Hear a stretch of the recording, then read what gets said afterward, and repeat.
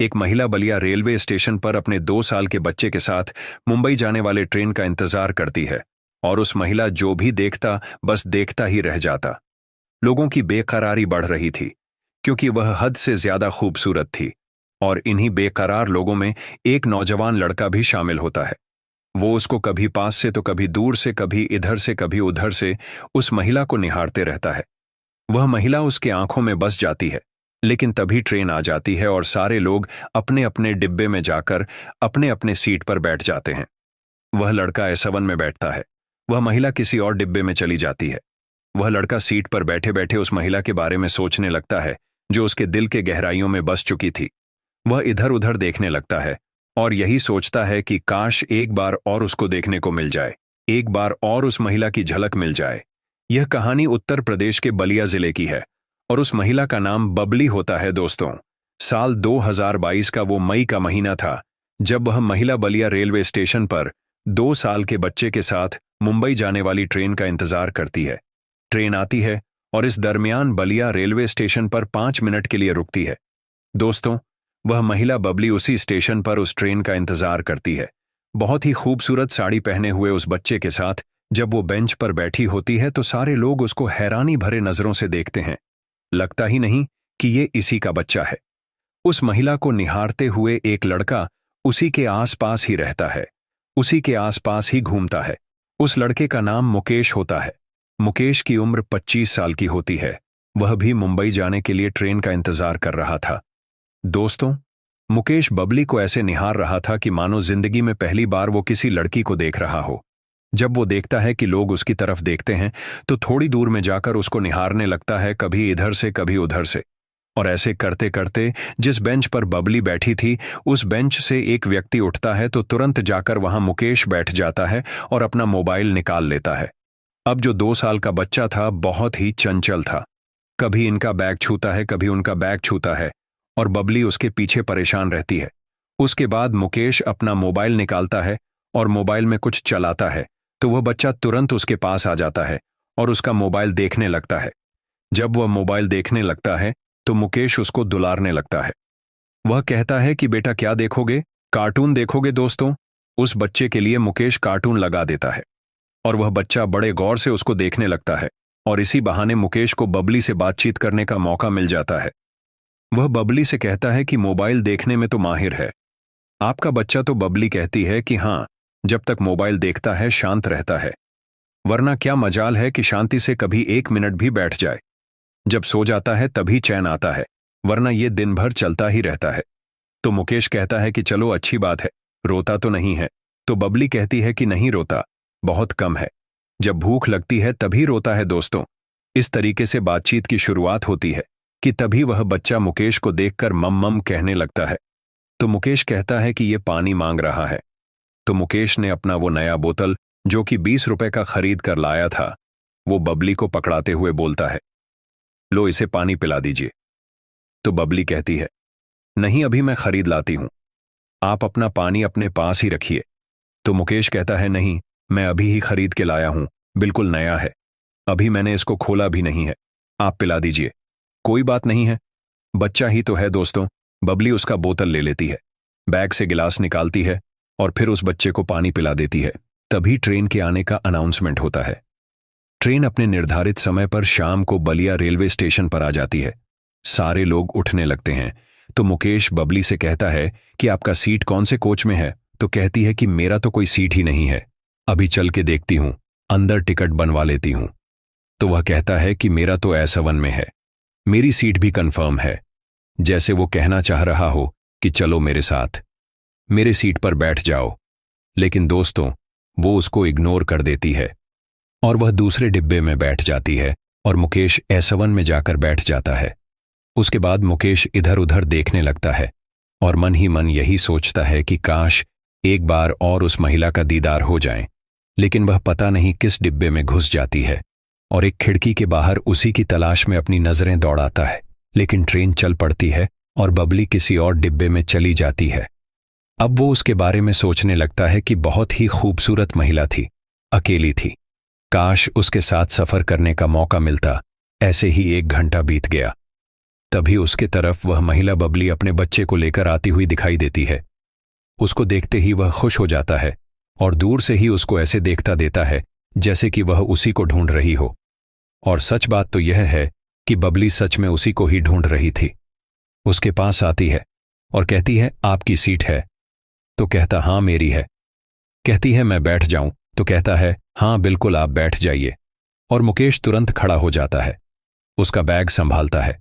मुकेश के सामने वाली सीट खाली थी तो उस पर बबली बैठ जाती है और एक किनारे पर मुकेश सिमट कर बैठ जाता है।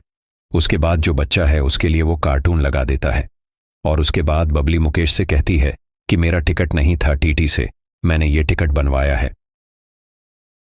उसे सीट के लिए मैंने बोला है, लेकिन उसने बोला कि सीट खाली नहीं है, तो मैं इधर चली आई क्योंकि आपने बोला था S1 में मेरी सीट है, तो मुझे उम्मीद थी कि आप मुझे बैठने दोगे। तो मुकेश बोलता है, अरे क्यों नहीं, मैं तो किसी को भी बैठने देता हूं। अब दोस्तों, मुकेश जिसके लिए यह सब सपना था उसके सामने हकीकत में हो रहा था, जिसको वो 1 घंटे से निहारे जा रहा था। वो उसके सामने बिल्कुल बैठी थी, उसी के सीट पर बैठी थी और उसे यह भी पता चल जाता है कि अच्छा इस तरीके से ये जा रही है, इसका कोई सीट नहीं है। तो उसकी खुशियां 7वें आसमान पर उड़ने लगती हैं कि चलो रास्ते भर तो यह कम से कम मेरे साथ चलेगी। उसके बाद मुकेश कहता है कि आप पैर फैला लीजिए, आराम से बैठ जाइए। तो बबली कहती है कि आप कितना कष्ट सहोगे दूसरे के लिए। अभी मैंने एक लेडीज के सीट पर बैठने की कोशिश करी, लेकिन उसने तुरंत मुझे भगा दिया। मैं सोच रही थी लेडीज हैं, चलो इनके साथ चली जाऊंगी तो कोई दिक्कत नहीं होगी, लेकिन उन्होंने बैठने तक नहीं दिया। जैसे मैं बैठ रही थी, उन्होंने कहा कि यहां कहां बैठ रही हो, मेरी तबीयत खराब है, यहां मत बैठो, आप यहां से चली जाओ। मुकेश कहता है कि सब लोग एक जैसे नहीं होते, मुझसे तो कोई बैठने को कहता है तो मैं बिठा लेता हूं, मेरा दिल नहीं मानता, क्या करूं। उसके बाद बबली अपने पैर फैला लेती है, बोतल से दूध निकालती है, उस बच्चे को दूध पिलाने लगती है। उसके बाद बच्चा दूध पीते पीते सो जाता है। फिर वो मुकेश से कहती है कि आप भी आराम से बैठ जाओ, अपनी सीट पर आप इतने सिमट कर क्यों बैठे हो, आप भी पैर फैला लो। दोस्तों, वो पैर फैलाता है और जैसे ही पैर फैलाता है, बबली के पैरों में उसका पैर टच हो जाता है। वो डर के मारे पैर तुरंत समेट लेता है और बबली की तरफ देखने लगता है। बबली मुस्कुरा देती है, कहती है कि फैला लो, कोई दिक्कत नहीं है, कौन जान रहा है कि आप कौन हो, मैं कौन हूं, फैला लीजिए, आप आराम से बैठ जाइए, मुझे कोई परेशानी नहीं है। तो मुकेश पैर फैला लेता है। आप समझ सकते हैं कि उसके दिल पर क्या बीत रही होगी। रात के 9 बज जाते हैं और उसके बाद मुकेश कहता है कि खाना वाना नहीं खाएंगी।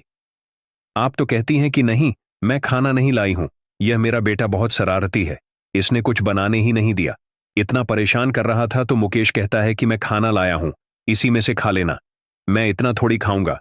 दोनों खाना खा लेते हैं और थोड़ी देर में अपने बच्चे को और किनारे कर देती है और खिसक कर उसके पास आ जाती है।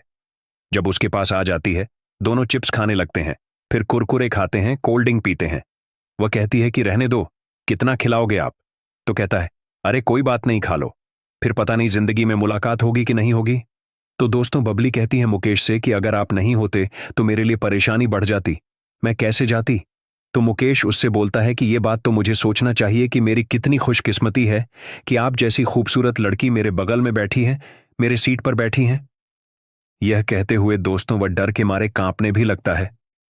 तो बबली उससे कहती है कि इतनी भी तारीफ मत करो, एक बच्चे की मां हूं मैं, तो कहता है कि इससे क्या फर्क पड़ता है, प्लेटफॉर्म पर तुमसे खूबसूरत तो कोई था ही नहीं।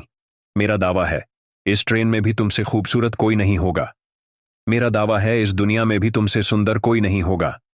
अब यह सुनकर बबली कहती है कि ओहो, इतनी भी झूठी तारीफ मत करो, इतनी भी सुंदर नहीं हूं मैं। दोस्तों, ये सब कहते हुए वो डर भी रहा था, कांप भी रहा था, लेकिन उसे बस यही मौका था, इसीलिए वो सब कुछ कह देना चाहता था।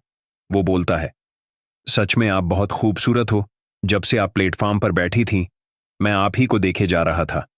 बबली कहती हैं, हाँ मुझे भी पता है कि आप मुझे ही देख रहे थे, इसीलिए मैं आपको ढूंढते ढूंढते आई हूं कि आप कम से कम मुझे अपने सीट पर बिठा लोगे। अब दोस्तों, दोनों बातें कर ही रहे थे। मुकेश की खुशियां 7वें आसमान पर उड़ रही थीं, क्योंकि रात होने वाली थी। अभी रात का सफर बाकी था, तभी टीटी वहां पर आता है और कहता है कि अरे मैडम, मैं आपको कब से ढूंढ रहा हूं। आपके लिए एक सीट मैंने बड़ी मुश्किल से व्यवस्था की है। चलो S5 में एक सीट है, वहां पर बैठो और आगे आराम से आप सफर करो। दोस्तों, जब यह बात मुकेश सुनता है, उदास हो जाता है। बबली कहती है, अच्छा कौन सा सीट है, तो बोलता है चलो S5 में है। दोस्तों, वह तुरंत अपना बच्चा उठाती है और मुकेश से कहती है, मेरा बैग निकाल दो। अब वह दुखी मन से बैग निकाल देता है और बबली वहां से अपना बच्चा और बैग लेकर चली जाती है। मैं अब मुकेश को ऐसे लगा कि जैसे उसकी जान चली गई हो, उसकी दुनिया उससे बिछड़ गई हो। वह बैठ जाता है, फिर गहरी सांस लेता है, बोलता है, चलो सफर में, मुसाफिरों का क्या सहारा, क्या भरोसा करना। लेकिन इसका दिल लगता नहीं है। 1 घंटा और बीतता है। रात के 11 बज जाता है। उससे रहा नहीं जाता। वो उसकी तलाश में S5 में जाता है। सभी लोग लाइटें बुझाकर सो रहे थे। बहुत ही सावधानी से इधर उधर देखते हुए आगे बढ़ता है। डिब्बे में वह नहीं मिलती है। सोचता है सो गई होगी। S6 में भी जाके ढूंढ के आता है। उसके बाद वह निराश मन से लौट आता है। लेकिन जैसे ही वह लौट रहा था, तैसे अंधेरे में से आवाज आती है कि हे, कहाँ जा रहे हो दोस्तों। पलट कर देखता है तो कहता है कि अरे, आप यहां पर हो। तो कहती, हाँ मैं तो यहां पर हूं, आप मुझे ही ढूंढ रहे हो क्या। तो मुकेश कहता है कि नहीं, मैं सोच रहा था चलूं, देखूं आपका बच्चा कहीं परेशान ना कर रहा हो। तो बोलती है कि नहीं, परेशान नहीं कर रहा है, लेकिन मैं यहां पर परेशान हो रही हूं। वो बोलता है, क्या हुआ। तो बोलती, अगर दिन होता तो मैं आपके पास से आती ही नहीं, मुझे वहीं अच्छा लग रहा था। लेकिन अब टीटी अंकल ने मुझे सीट दे दिया तो मैं यहां चली आई। लेकिन आपको सोने में परेशानी होती, इसीलिए मैं वहां से चली आई। तो मुकेश कहता है, अरे नहीं, मुझे कोई दिक्कत नहीं होती, आप बेकार में चली आई तो। बबली कहती है, अगर ऐसी बात है तो मेरा बैग उठाओ, ये बच्चा संभालो। चलो मैं फिर से चलती हूं वहीं पर। दोस्तों, वो बच्चा संभालता है, उसका बैग भी उठाता है। आगे आगे वो और पीछे पीछे फिर बबली दोनों S1 के उसी सीट पर आ जाते हैं। और जो कुछ लोग जग रहे थे, हैरानी भरे नजरों से उन दोनों को देखते रहते हैं। एक जो था सब कुछ समझ रहा था। आखिरकार वो कमेंट कर ही देता है कि आखिरकार भैया आप भाभी जी को ढूंढ ही लाए। तो इस तरीके से दोनों हंस देते हैं और उसके बाद वहां पर बैठ जाते हैं। फिर सामान वहीं रख देते हैं और बच्चे को एक किनारे में सुला देते हैं। और इस बार दोनों एकदम बेहद करीब बैठ जाते हैं। उसके बाद वो उसके कंधे पर अपना सर रख देती है। कहती है मैं रख लूं। कहता है कोई दिक्कत नहीं, आप रख लो, सो जाओ। उसके बाद बबली कहती है कि आपकी शादी हो गई है। तो राजू कहता है, नहीं, मेरी शादी नहीं हुई है। तो उसने बोला, क्या काम करते हो। तो बोला, POP का काम करता हूं, पैसे अच्छा खासा कमाता हूं, लेकिन कोई संभालने वाली नहीं है, इसलिए पैसे बचते नहीं हैं। फिर वो उससे पूछता है कि आपके पति कहां पर हैं। तो दोस्तों, उदास हो जाती है और कहती है कि क्या बताऊं। तो मुकेश कहता है, नहीं बताओ, आखिर क्या बात है। जब से आप आई हो मैं देख रहा हूं, कोई आपको फोन नहीं किया। यही मैं सोच रहा हूं कि आपके पति भी फोन नहीं किए कि कहां पर पहुंची हो। आपके घर वाले कोई फोन नहीं किए। तो बोली, नहीं ऐसी बात नहीं है, मेरा फोन खराब है। अगर मेरा फोन सही होता तो फोन मेरे मम्मी पापा करते। तो मुकेश बोलता है कि आखिर आपके पति कहां पर हैं।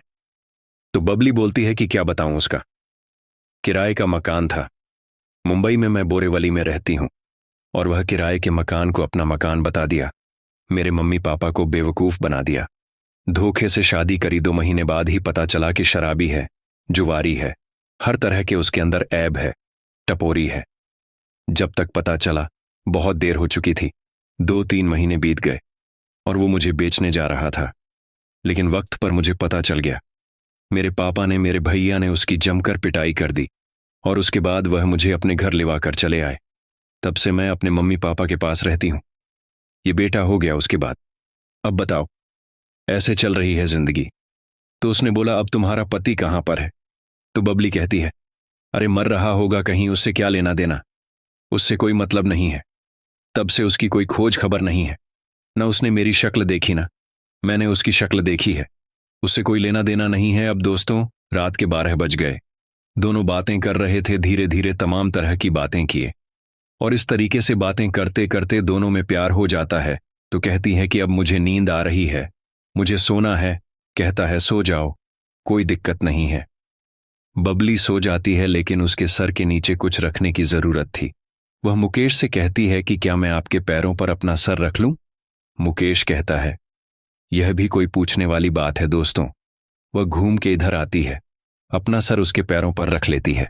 बच्चा उसका बगल में सोया रहता है और ऐसे 2 घंटे सोती है। फिर 4 बजे उठती है तो मुकेश से कहती है, अब आप भी सो जाओ थोड़ा सा दोस्तों। अब वह बबली के गोद में अपना सर रख के सो जाता है। बबली उसके सर को सहलाती है और बहुत ही प्यार से वह सो जाता है। दूसरे दिन सुबह 12 बजे ट्रेन मुंबई पहुंचती है। उसके बाद वह महिला वहां से अपने मायके चली जाती है। दोनों एक दूसरे का नंबर लेते हैं। उसके बाद बातों का सिलसिला चलने लगता है। 6 महीने तक एक दूसरे से बातें करते हैं।